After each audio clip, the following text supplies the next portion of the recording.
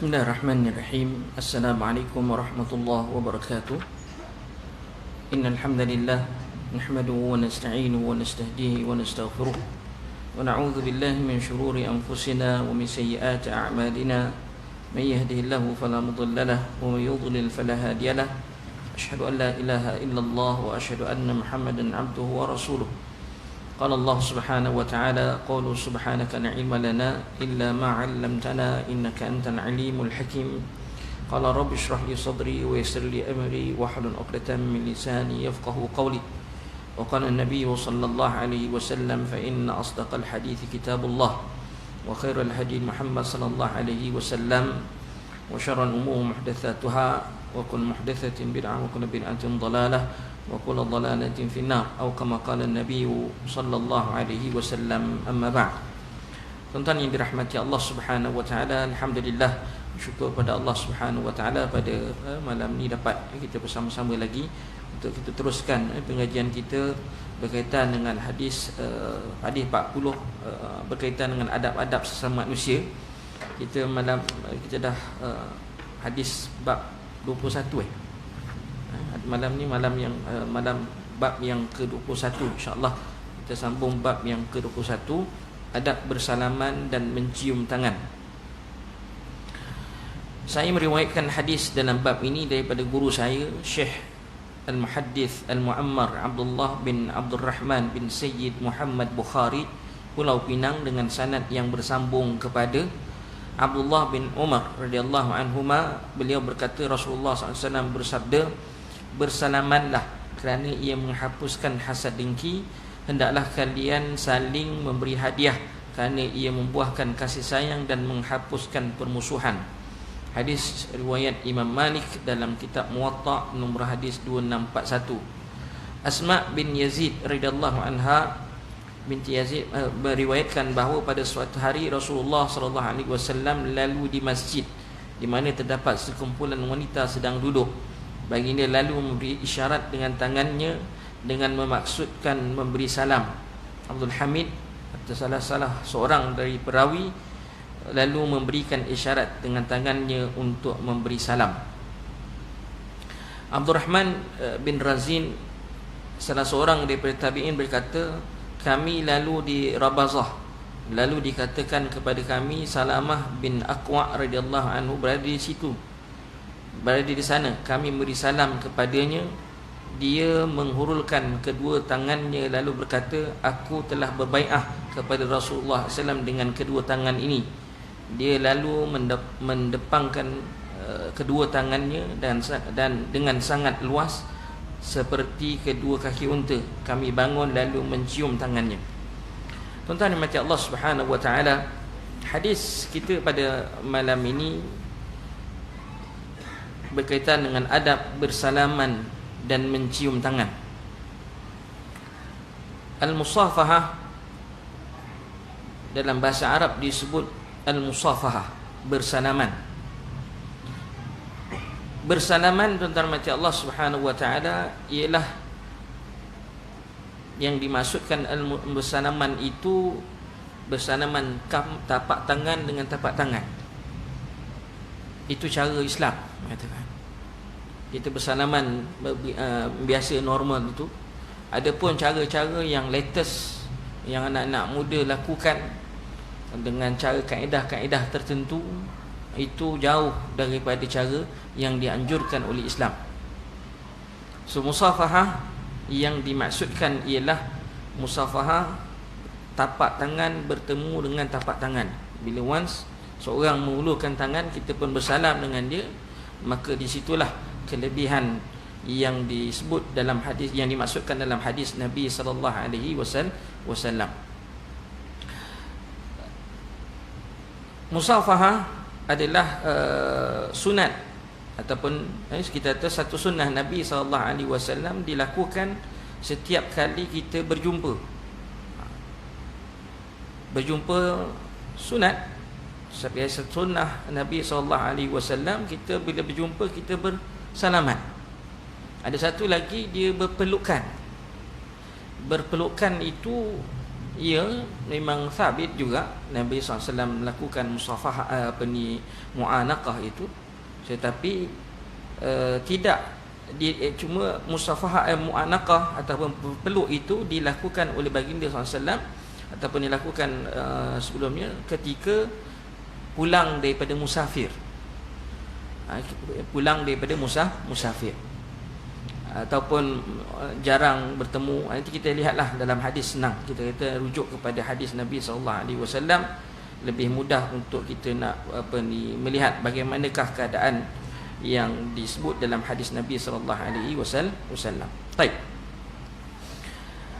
mutakhir ini bila sebut bersalaman, orang duk tanya, ustaz boleh ke bersalaman lelaki perempuan? Satu perbahasan yang hangat juga bila dibincangkan masalah bersalaman dengan orang perempuan. Hukum asal bersalaman dengan perempuan, ittifaq para ulama, setakat yang saya tahu, wallahu alam, ittifaq para ulama menyatakan bahawa bersalaman dengan orang perempuan itu haram, ittifaq para ulama. Cuma khilafnya di mana? Khilafnya kalau kanak-kanak dan pada orang dewasa. Kanak-kanak yang belum dipanggil mumayyiz dengan orang yang dewasa, yang tua lah, orang tua. Di situ ada khilaf, katakan. Tapi kalau orang muda, setakat yang saya tahu, setakat yang fatwa-fatwa yang dikeluarkan baik di Timur Tengah dan sebagainya, adalah lebih kepada maknanya pengharaman. Itu bagi saya, tuan-tuan mati Allah, sangat jelas apa yang disebut oleh para ulama dengan dalil-dalil yang diperincikan berkaitan dengan pengharaman tersebut. Tapi kalau orang tua yang kita salam, kanak-kanak yang belum mumayyiz, jadi itu ada khilaf, katakan. Jadi kalau nak bertelagah kat situ, okeylah, kata benda tu ada khilaf di sisi ulama. Adapun yang dewasa, yang muda, yang kita kata dah dewasa tapi belum umur yang dipanggil umur kalau yang dah habis period ni panggil apa? Menopause. Yang itu yang sebelum menopause ke ataupun yang selepas mumayyiz itu, nama Allah, setakat ni setaru yang saya telah rujuk, dikatakan bahawa di situ sepakat ulama mengatakan tidak boleh bersalaman. Tapi itu wallahu a'lam lah, setakat yang saya tahu.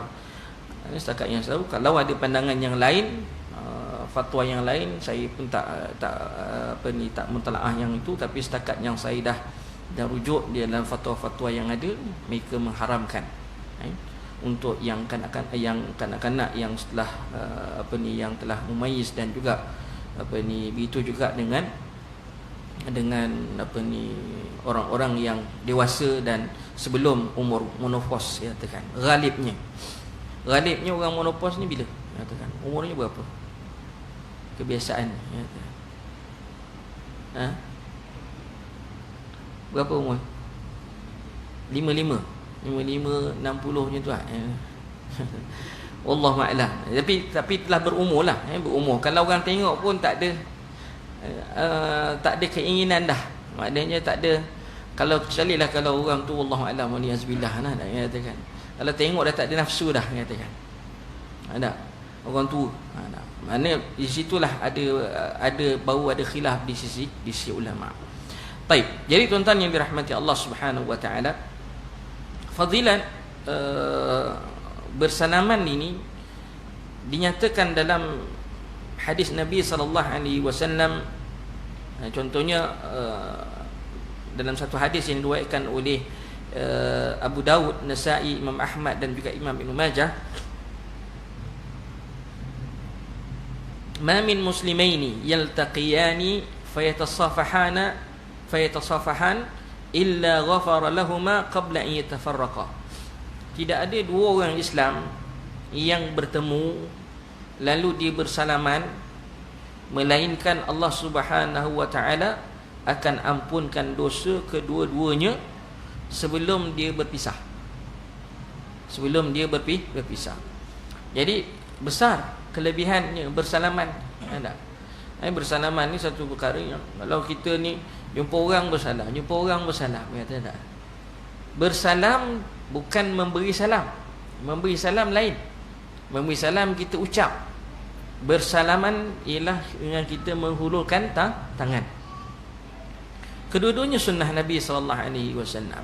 Yang kita duk bincang sekarang ni ialah bersalaman yang diterjemahkan dalam bahasa Arab, maksudnya musafahah. Makna bersalaman. Jangan bersalaman bukan maksudnya memberi salam, tidak. Memberi salam. Memberi salam tu sunnah juga. Bersalaman itu pun sunnah juga Nabi SAW. Nah, jadi hadis Nabi SAW jelas bagi saya, tuan-tuan mati Allah, wallahu alam, ma min muslimaini yaltaqiyani, tidak ada dua orang Islam yang berjumpa lalu dia bersalaman illa ghafarallahu lahuma ghufira lahuma qabla an yatafarraqa. Timbul satu persoalan. Bersalaman yang kita lakukan selepas solat, adakah dia termasuk dalam perkara yang tidak dibenarkan oleh syarak? Di sini kita lihat apa yang difatwakan oleh Imam An-Nawawi rahimahullahu taala. Dalam Imam Nawawi ada satu kitab, Fatwa Imam Nawawi, dalam jilid kitab dia tak ada besar sangat, katakan boleh dibaca.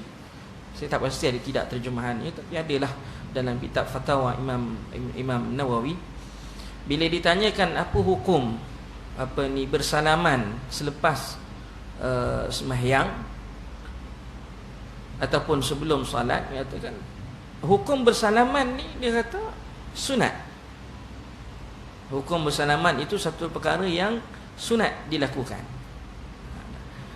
Cuma lepas sembahyang itu tidaklah dianggap kita kata kalau seorang itu dah bersalaman sebelum sembahyang, katakan adakah perlu dilakukan lagi selepas sembahyang? Maka atas dasar umumul hadis masih lagi dianggap dibolehkan. Masih lagi dianggap dibolehkan kerana selepas sembahyang pun masih lagi termasuk dalam umumud dalil.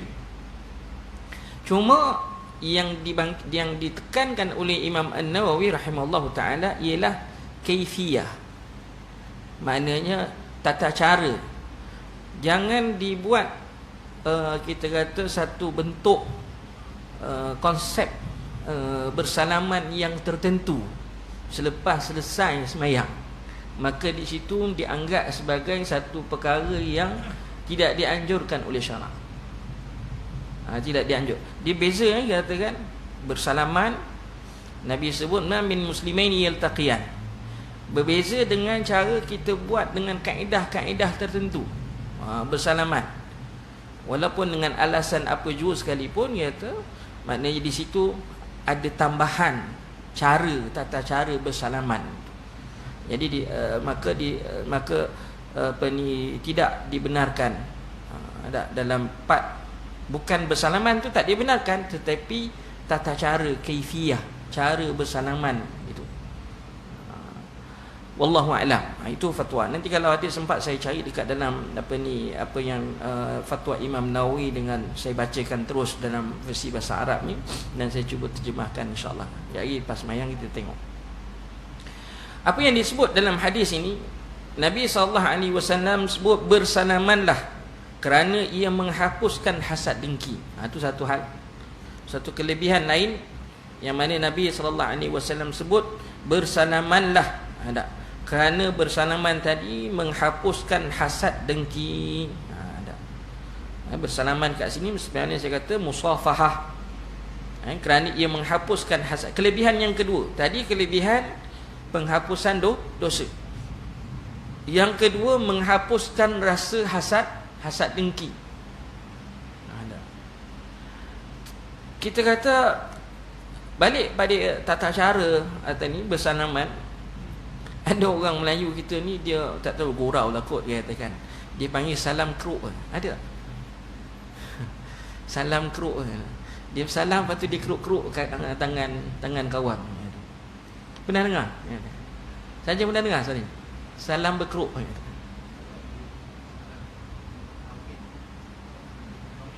Ha? Dia kalau salam tu tangan dia akan keruk-keruk jari tapak tangan kita. Ha? 3 jari ke 1 jari ke? Ustaz pernah dengar tak? Ha, salam kaut tu lain. Salam kaut tu memang dia ambil tu. Dan dia ada salam dia apa kuit tapak tangan kita. Dia garu tapak tangan gitu. Tak pernah tak ada dengar ya tu. Tu adalah mungkin ada setengah-setengah katakan apa ni masyarakat apa ni buatlah ya tu. Itu juga tidak kita kata jangan campur adukkan yang sunnah dengan yang bukan daripada sunnah Nabi sallallahu alaihi wasallam. Kalau dah Nabi SAW kata bersalaman, just bersalaman saja, jangan buat lebih daripada yang telah dianjurkan. Kerana perbuatan itu adalah sangat-sangat tidak digalakkan kerana melampaui apa yang dianjurkan oleh syarak. Baik. Tuan-tuan mati Allah, menghapus hasad dengki. Menghapus hasad dengki, hasad dengki lagi. Tak, ada hasad dengki lagi.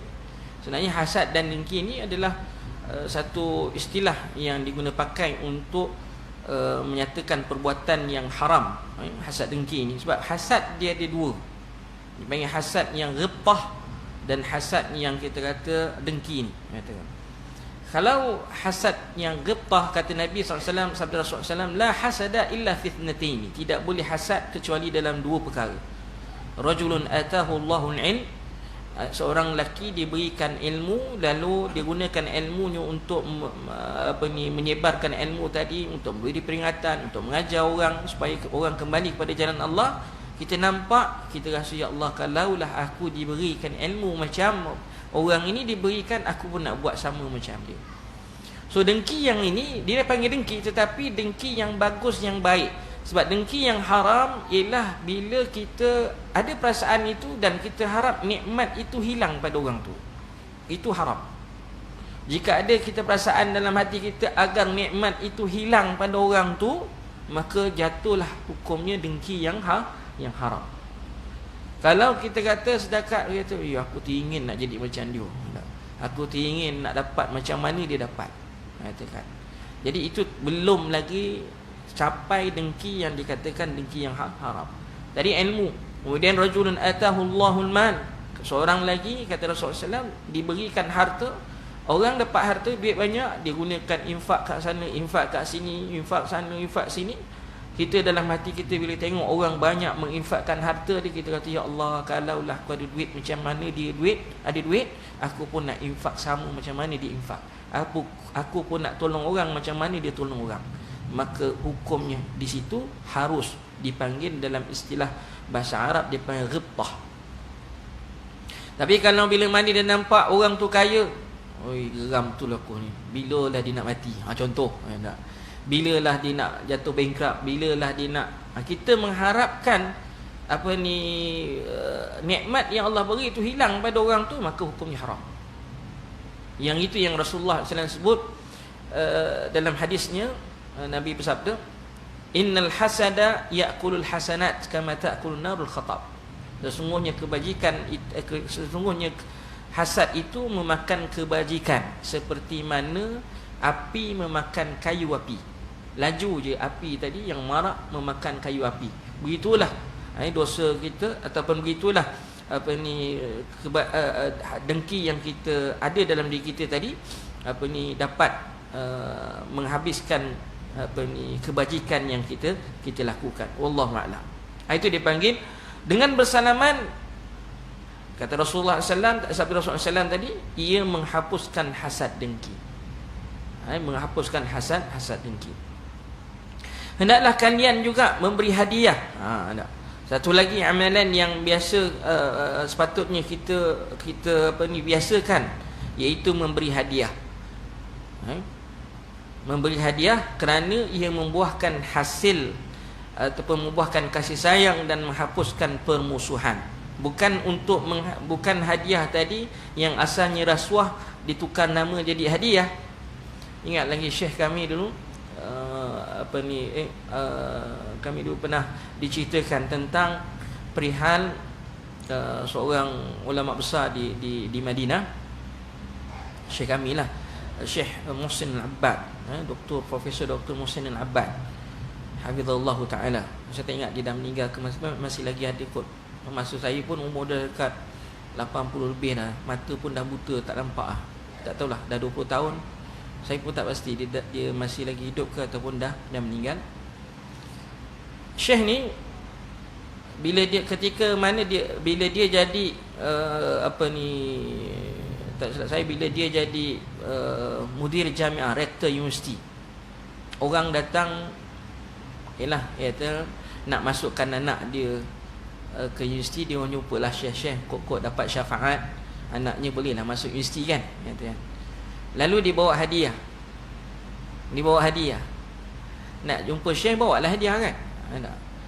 Jadi dia pun bawa hadiah, pergi jumpa dengan Syekh, lepas tu dia bagi hadiah. Ini hadiah lah, kata kan. Tanya apa kau nak? Dia kata nak masukkan anak ke belajarlah universiti. Tapi dia kata kalau cukup syarat apa semua memang layak lah. Tak layak lah. Tapi kawan ni haraplah dia boleh terus endorse kan. Tak? Tapi Syekh ni layak tak layak. Tapi hadiah tadi, apa yang saya nak fokuskan ni ialah hadiah. Hadiah tadi dia Syekh kata apa? Kau ambillah balik hadiah ni, aku tak nak. Tak nak hadiah. Marah kawan, kata aku bukan Nabi terima hadiah, kau tak nak terima hadiah. Dia kata gitu kat Syekh. Nabi terima hadiah, kau tak nak terima hadiah. Lalu Syekh jawab senang. Jawapan Syekh bagi, dia kata itu Nabi, aku bukan Nabi. Itu Nabi, aku bukan Nabi. Marah kawan tu, bawa balik hadiah tu. Risau tu dalam hati Allah Subhanahu Wa Taala. Kalau kita pegang jawatan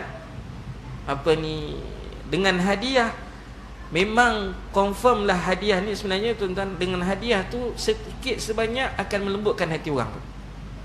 Orang tu akan teringat, oh dia dulu pernah bagi hadiah kat aku. Apa-apa pun dalam hati Allah dia akan teringat. Jadi dia nak buat apa-apa tindakan selepas itu, dia dah ada kaitan dengan hadiah tersebut. Wallahu a'lam. Susah juga kita katakan. Kalau kita ni pegang jawatan, kalau tak pegang jawatan tak ada isu, bagilah hadiah. Agak-agak kalau tak pegang jawatan, dia bagi tak hadiah tersebut? Kalau dia bagi, okay, tak apa. Ini kadang-kadang bagi orang yang memegang jawatan-jawatan tertentu, jawatan-jawatan tertentu, wallahu a'lam. Yang mudah-mudahan mati Allah kita dijauhkan daripada benda-benda yang ni ataupun fitnah ni, tuan-tuan. Baik. Berilah hadiah kerana ia membuahkan kasih sayang. Nabi dah sebut dah, membuahkan kasih sayang dan menghapuskan permusuhan. Permusuhan, dia kata.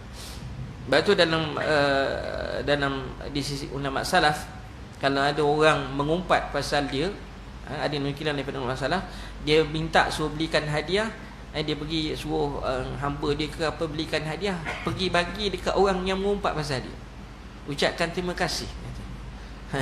Ucapkan terima kasih dengan hadiah tadi, kita dengan harapan membuahkan kasih sayang dan juga menghapuskan permusuhan.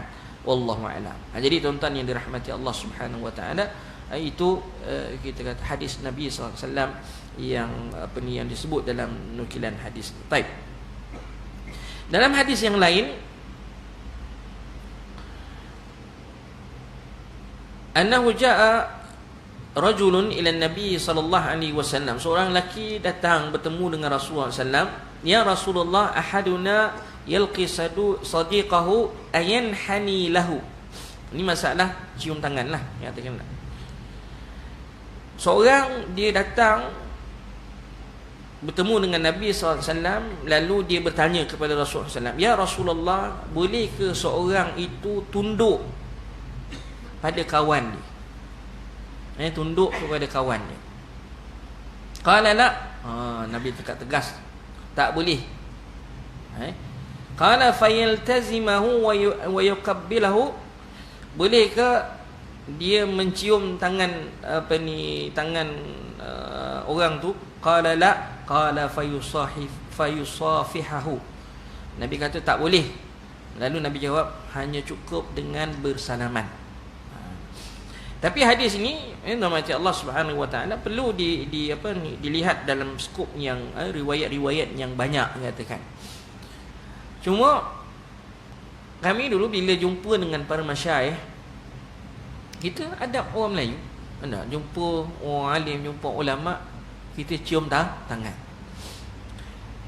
Syekh ataupun para masyayikh, bila kita pegang tangan dia, nak cium tangan dia, dia tak bagi unless kita angkat tangan dia. Kita angkat tangan dia tanpa kita tunduk kat dia, itu dia bagi. Kalau tuan-tuan tengok rakaman-rakaman ulama-ulama besar kan, dia katakan ada yang di mana saya tengok dalam YouTube, ada dia katakan seorang ulama besar ni, orang Arab, dia tak bagi orang tunduk bila bersalaman dengan. Nak cium boleh dia katakan, tapi angkat tangan dia naik ke atas, bukannya dengan cara kita tunduk. Sebab terdapatnya tadi lah larangan daripada hadis Nabi sallallahu alaihi wasallam untuk tunduk dan apatah lagi mencium tangannya sambil tunduk. Wallahu a'lam. Kalau setakat cium dengan mengangkat tangan tadi untuk nak himpunkan hadis ataupun riwayat para tabi'in, riwayat tabi'in tadi itu, yang amalan yang dilakukan oleh sahabat Nabi SAW tadi, ataupun kita kata athar daripada sahabat, maka kita katakan bersalaman, cium dengan mengangkat tangannya tadi, bawa ke, bukan menundukkan kepala, itu yang terbaik. Tapi kita adat orang Melayu, adat orang Melayu yang sepatutnya kita kena ubah, kita kena perbaiki, nak perbetulkan balik adat itu. Boleh nak cium, tapi jangan menundukkan kepala, jangan menundukkan badan. Angkat tangan orang tua tadi, bawa ke, baru dicium, tak ada masalah. Kalau dengan orang alim, biasanya apa yang kami lakukan ialah dengan orang alim, para ulama, ialah mencium dahi. Tapi tidak berlaku dekat Malaysia style cium dahi.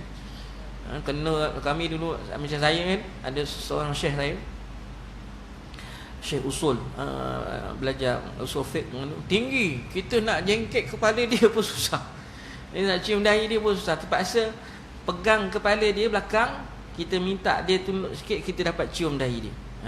Kita kalau pegang kepala jangan buat pasal. Orang muda pegang kepala orang tua, kurang ajar, dia kata tak. Tapi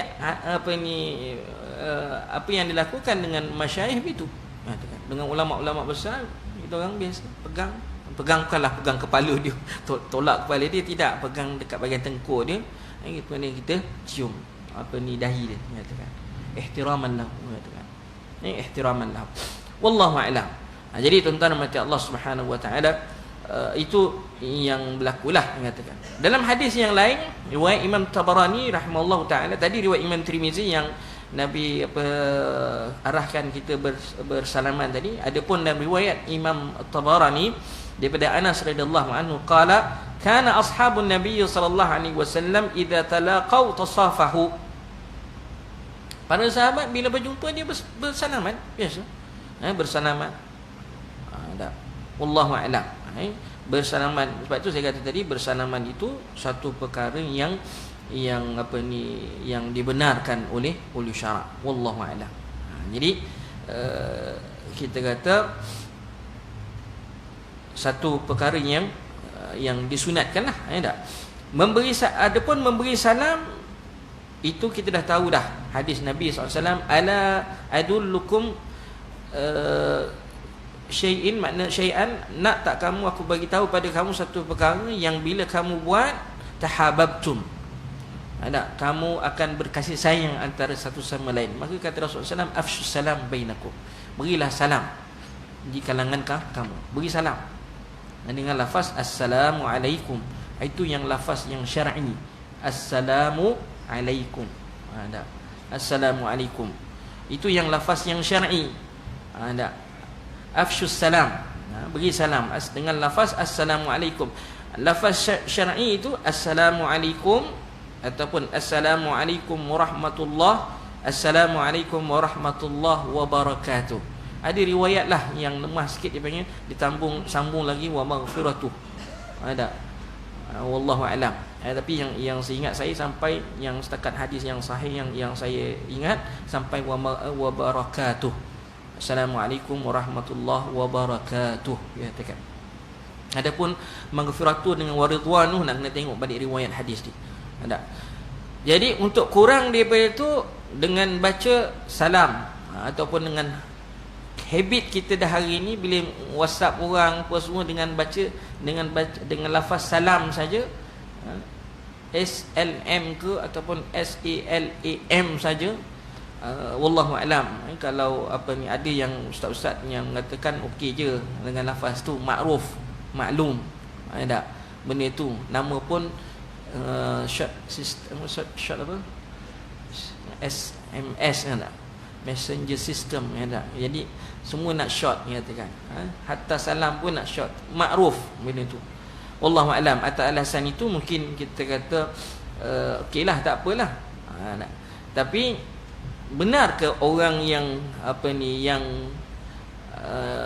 yang menjawab tu benar-benar menjawab, atau sekadar kita kata dia pun sebut salam juga, dia tak sebut komplit, dia tak sebut assalamualaikum waalaikumsalam tu, dia tak sebut dengan betul, katakan. Atau hanya dalam mesej salam, jawab pun salam juga, katakan. Wallahu a'lam lah. Itu sama-samalah kita fikirkan macam Allah. Mungkin kita boleh ubah pada diri kita. Kita cuba ubah apa ni dengan lafaz yang betul ke, dengan memberi perkataan assalamualaikum. Sekarang ni pun dah senang, kita tekan je apa ni gambar, terus keluar assalamualaikum. Tak payah tulis-tulis dah, tekan kata. Wallahu a'lam. Itu lebih baik. Dan lafaz assalam pula ni, kita tak boleh tukar logat dia, tak boleh tukar. Orang Kelantan kalau dia biasa pun dia apa, meleweh dah, saleh dah. Orang Kelantan, dia bab salam dia tetap juga assalamualaikum. Betul apa Mimi?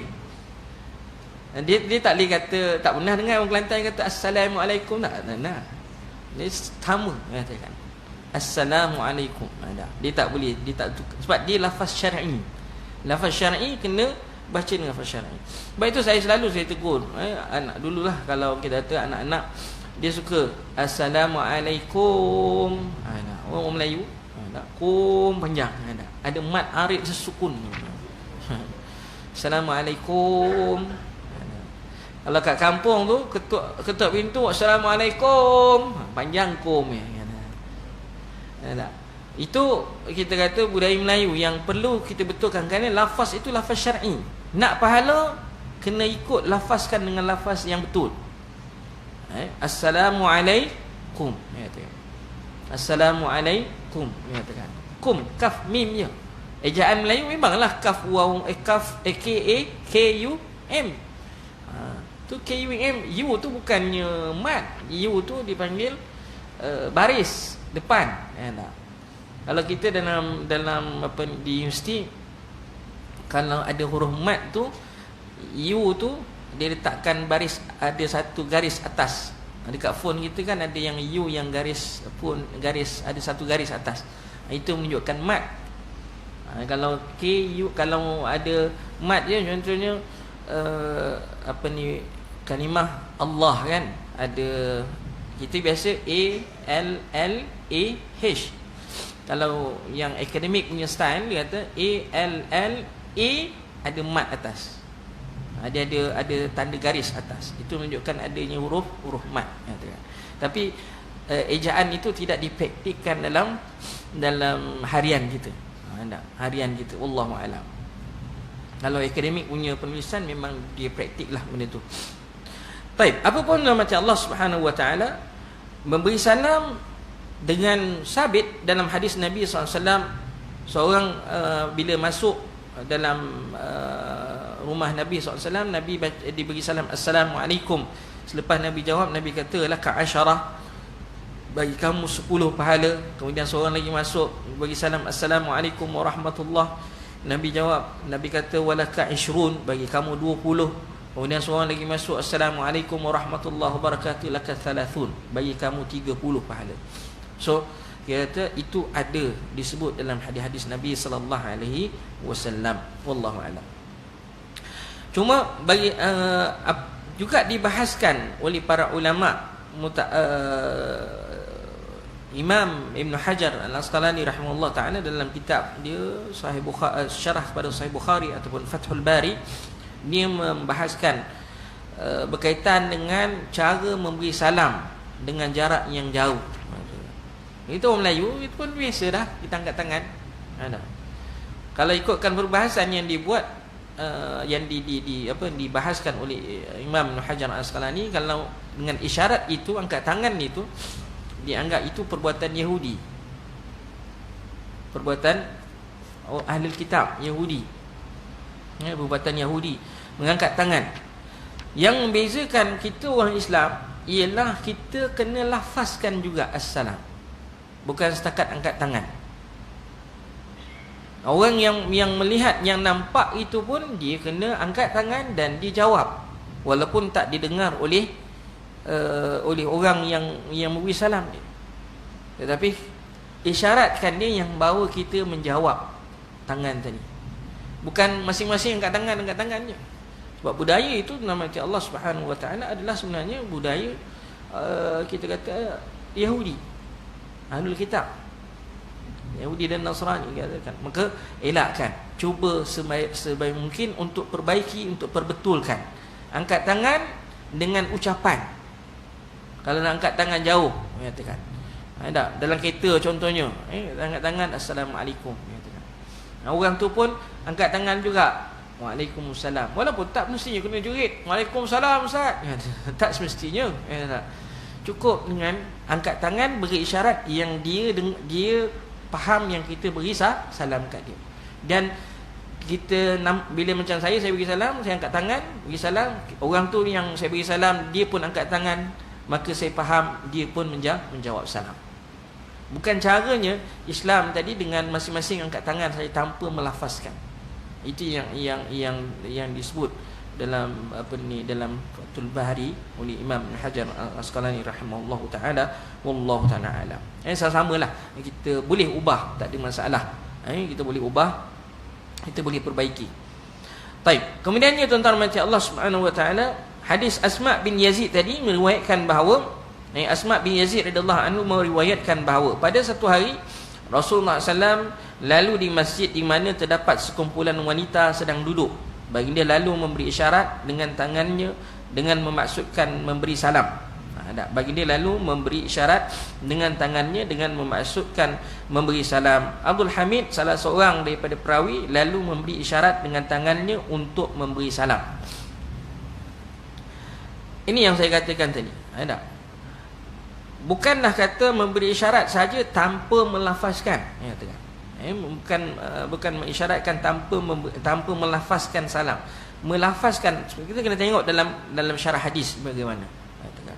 So apa yang dijelaskan tadi dengan melafazkan salam tadi, bukan setakat mengangkat tangan. Begitu juga Abdul Rahman bin Razin, salah seorang daripada tabi'in, berkata, kami lalu di Rabzah, lalu dikatakan kepada kami Salamah bin Aqwa radhiyallahu anhu berada di sana. Kami memberi salam kepadanya, dia menghulurkan kedua tangannya lalu berkata, aku telah berbai'ah kepada Rasulullah SAW dengan kedua tangan ini. Dia lalu mendepangkan kedua tangannya dengan sangat luas seperti kedua kaki unta. Kami bangun lalu mencium tangannya. Wallahu a'lam. Dekat sini mencium tangannya tadi seperti mana yang saya katakan tanpa tunduk kepada orang tersebut. Sama ada dalam hadis dan riwayat Bukhari ini, ia merujuk kepada tabarruk dengan tangan yang pernah bersalaman dengan Nabi sallallahu alaihi wasallam ataupun berihtiram, menghormati sahabat Nabi sallallahu alaihi wasallam. So apa yang saya jelaskan tadi, gabungan hadis-hadis tadi, boleh nak cium tangan tak ada masalah, tapi dengan cara kita kata tanpa elakkan kita menunduk kepada seseorang itu. Walaupun orang kata ustaz tunduk tu tanda hormat, tanda menghormati. Tapi janganlah kita kata, kalaulah kata tunduk sikit tu okey, tetapi kalau sampai pada rukuk dengan sujud, memang terdapat larangan yang lebih keras katakan. Rukuk dengan sujud lillah. Ar-rukuk was sujud lillah. Rukuk dengan sujud hanya pada Allah Subhanahu wa taala, tidak pada manusia, tidak pada siapa-siapa. Ar-rukuk was sujud lillah. Rukuk dengan sujud hanya pada Allah Subhanahu wa taala. Wallahu a'lam. Jadi itu kita perbahasan yang terdapat dalam hadis ini. Kita lihat sedikit dalam ayat Allah. Pengajaran daripada hadis ini, dia kata bersalaman melambangkan kelembutan hati. Orang yang memberi salam adalah lebih baik daripada orang yang menyambutnya. Orang Yaman adalah kaum yang pertama memulakan amalan bersalaman, dan Nabi SAW menyifatkan mereka sebagai orang yang berlembut hati. Ini kita katakan mana yang lebih baik, yang memberi salam ke yang menyambut salam? Kita kata yang memberi salam. Sebab Nabi arah afshus salam, beri salam. Katakan Nabi suruh anjurkan beri salam. Sebab Nabi sendiri diriwayatkan kalau bertemu dia dulu yang beri salam. Sahabat sampai tak sempat nak beri salam, Nabi dah beri salam. Punyalah Nabi sungguh. Dan Nabi beri salam pada orang yang dia kenal dan orang yang tak kenal. Kita hari ini hanya beri salam pada orang yang kita kenal. Yang kita kenal je kita beri salam, yang tak kenal tak beri salam. Apatah lagi kalau bersalaman. Kita bersalaman dengan orang yang kita kenal saja. Yang kita tak kenal kita tak bersalaman. Wallahu a'lam. Ini budaya hari ini telah menganggap kalau kita beri salam semua orang macam tu, nilai macam dia ni. Tak? Kalau katalah bayangkan kita jumpa orang kat mana-mana, ramai orang semua nak assalamualaikum, salam kat luar mana, pantang jumpa orang tak kira, dia katakan kenal ke tak kenal, orang akan menganggap kita dah lain macam. Dah lain macam, dah tiga suku ke apa ke. Sedangkan itu satu sunnah Nabi SAW, iaitu memberi salam kepada orang yang dia kenal dan orang yang dia tak kenal. Tak kenal. Tapi tentulah pada orang Islam, bukan pada orang bukan Islam. Ya tak? Kalau orang bukan Islam beri salam kat kita, macam orang Melayu, orang Cina yang duduk dalam masyarakat, orang Cina yang kafir tapi dia duduk dalam masyarakat Melayu, petah bahasa Melayu, dia kata assalamualaikum, kita jawab saja nama Allah wa alaika. Kita azan dulu, kemudian kita sambung sikit lagi insya-Allah.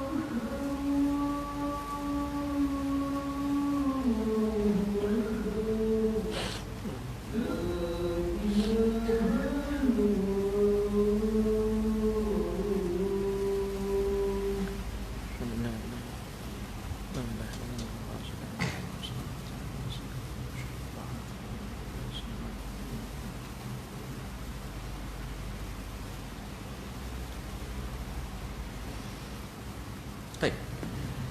Jadi tuan-tuan mati Allah, yang kedua, pengajaran hadis yang kedua adalah dibolehkan bagi lelaki mukmin untuk memberi salam kepada wanita tua yang tidak menimbulkan syahwatnya dalam keadaan aman daripada fitnah. Tapi mana yang saya katakan tadilah, memberi salam ataupun bersalaman dengan wanita tua tidak lagi yang tidak lagi menimbulkan syahwat dalam keadaan aman daripada fitnah, dibolehkan. Ada khilaflah di sisi ulama.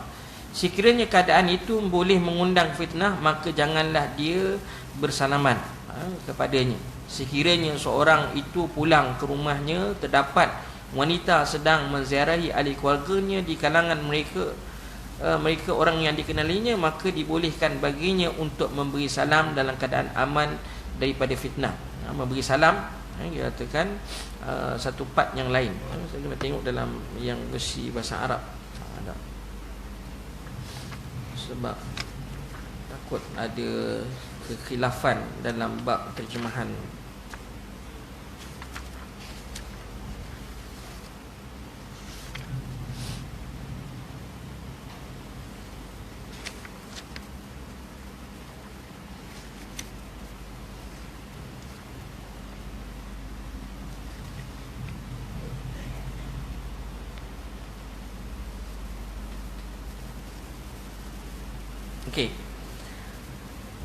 Okey, betul. Yang terjemahan itu adalah dibolehkan. Ni memberi salam beri salam assalamualaikum.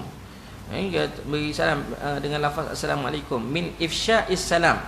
Adalah dibolehkan bagi lelaki mukmin untuk memberi salam kepada wanita tua yang tidak lagi menimbulkan syahwat dalam keadaan yang aman daripada fitnah. Sekiranya keadaan itu mungkin mengundang fitnah, maka janganlah dia memberi salam kepadanya.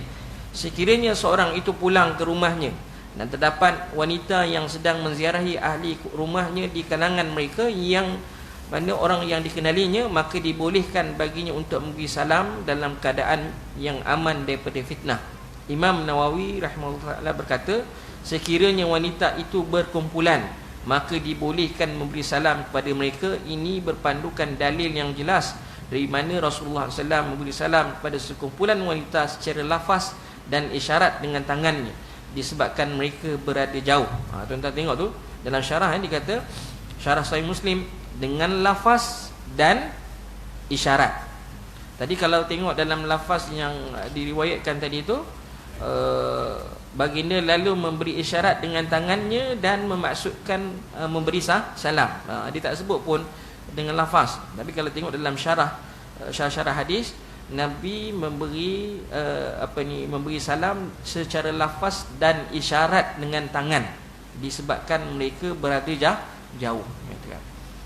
Jadi sebab tu saya kata tadi yang sunnahnya ialah kalau jauh dengan lafaz dan isyarat.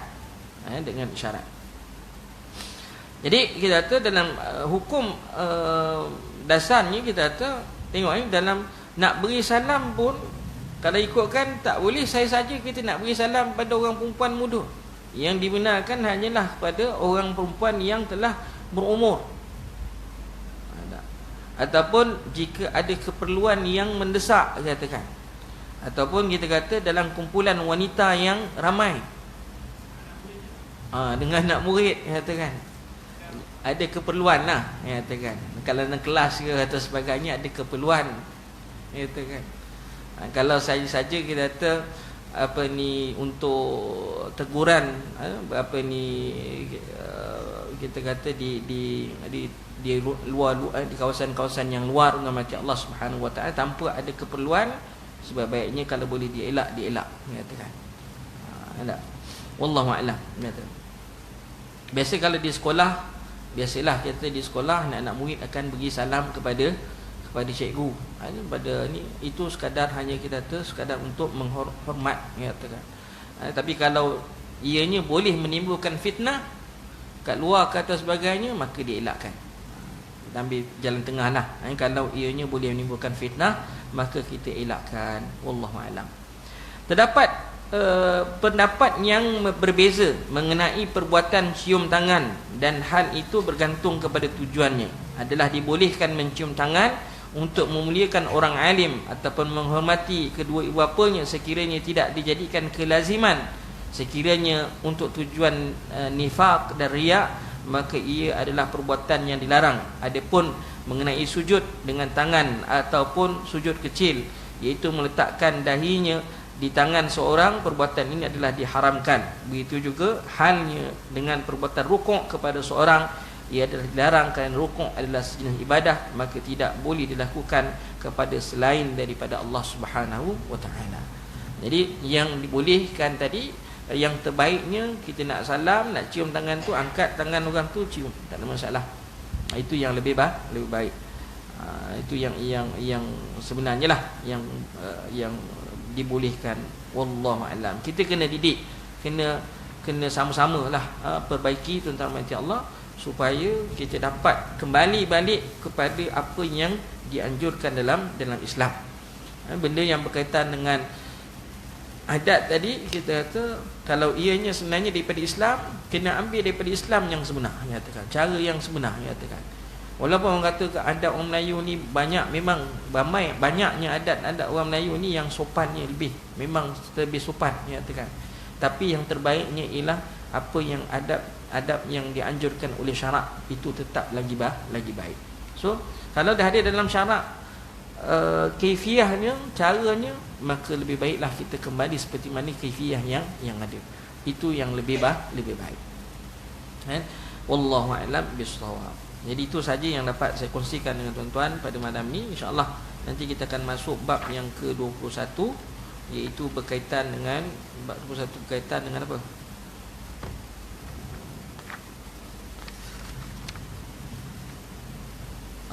Bab yang ke-22 berkaitan dengan adab ketika berwuduk. Adab ketika berwuduk, insya-Allah kita akan ambil pada masa akan datang. Wallahu a'lam. Ada soalan ni kalau ada? Tak ada. Aman? Skandal. Skandal apa man?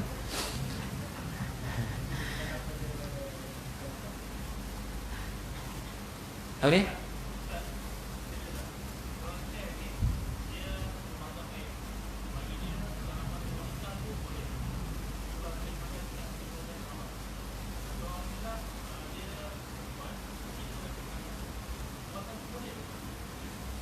Perbuatan apa? Masing-masing berpegang pandangan yang berbeza. So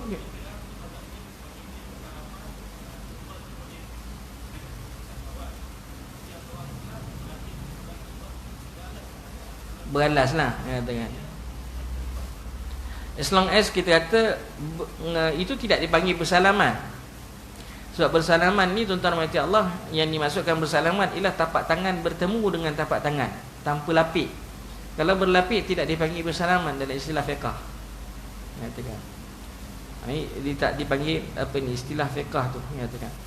Jadi apa pun mati Allah, kalau seorang tu berpegang kepada tidak boleh bersalaman, kata, maka patutnya dia mengelakkan diri daripada bersalaman. Itu lebih baik.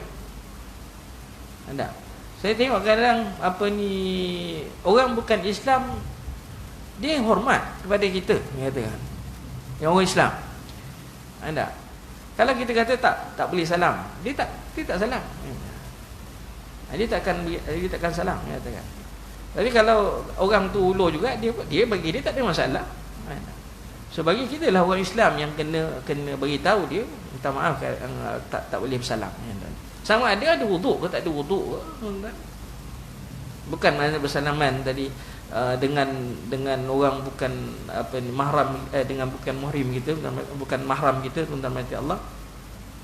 Hanya setakat batal wuduk. Kalau setakat batal wuduk tu lainlah cerita, katanya. Boleh je batal wuduk, boleh ambil wuduk baru.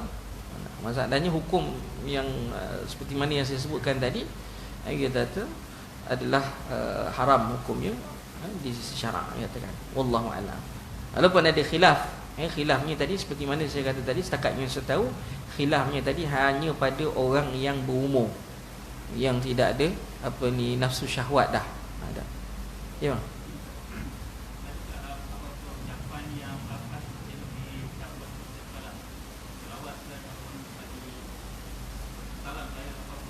Tak ada. Tak ada. apa yang dilakukan dinukilkan daripada para syarah al-hadis, itu adalah tambahan yang dilakukan oleh mutaakhirin. Maknanya sambil bersalam Allahumma salli ala Muhammad ke, tak ada. Itu tambahan yang tidak ada dalam mana-mana riwayat hadis Nabi sallallahu alaihi wasallam. Cuma ada dinukilkan ialah kita kata ketika berpisah, itu lain. Maknanya kita berpisah tu, itu ada hadis Nabi SAW khusus untuk apabila kita berpisah. Macam habis program, habis majlis, kita ada doa kafaratul majlis, katakan. Ataupun ada bacaan sahabat-sahabat tu ada diriwayatkan mereka apabila selesai saja berkumpul, mereka berpisah dengan membaca suratul Asr.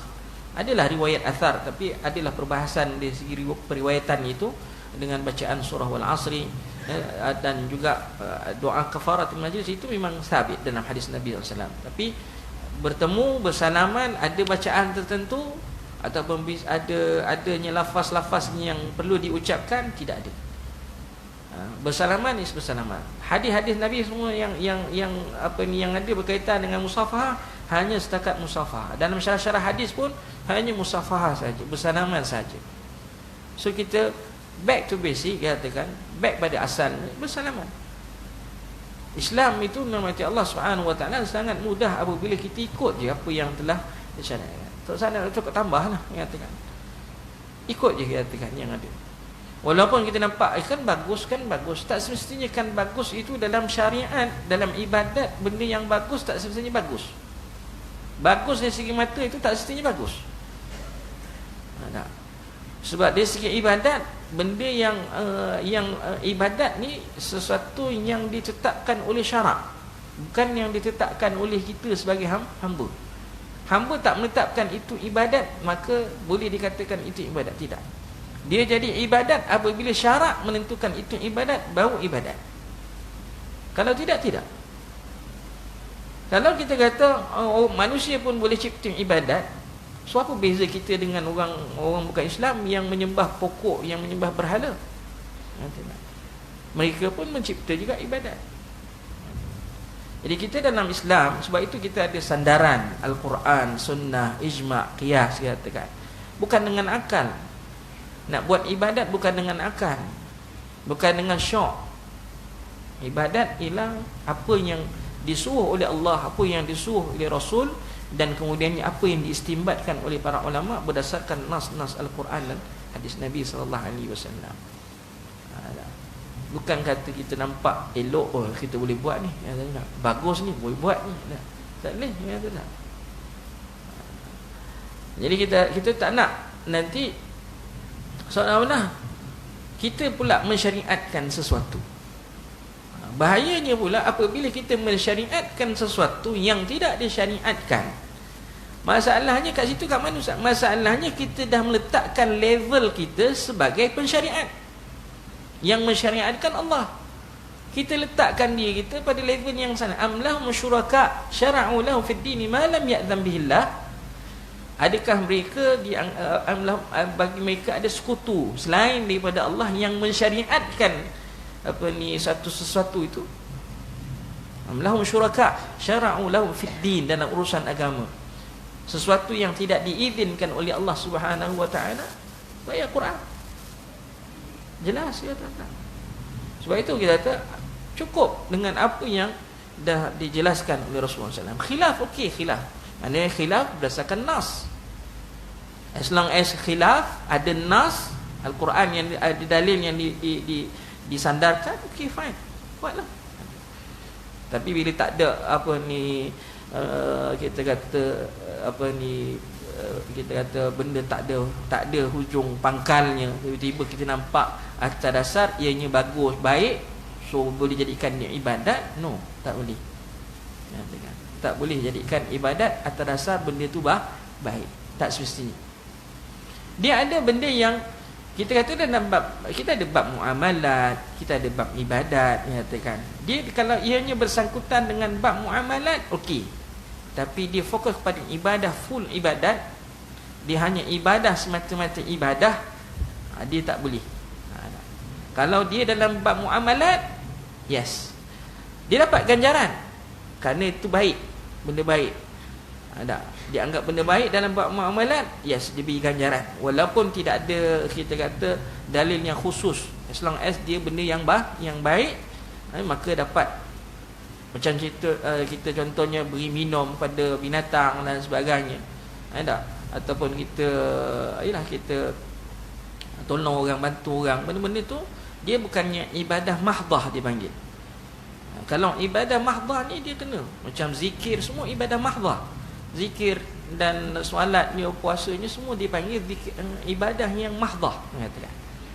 Maknanya kita tak boleh nak create benda tu, semuanya kena bersandar, katakan. Kalau tak bersandar, bahaya, katakan. Sangat bahaya, katakan. Wallahu a'lam. Siapa yang dapat membezakan di antara ibadat yang mahdah dengan ibadat yang bukan mahdah ni, Ustaz? Para ulama lah. Ulama yang tentukan.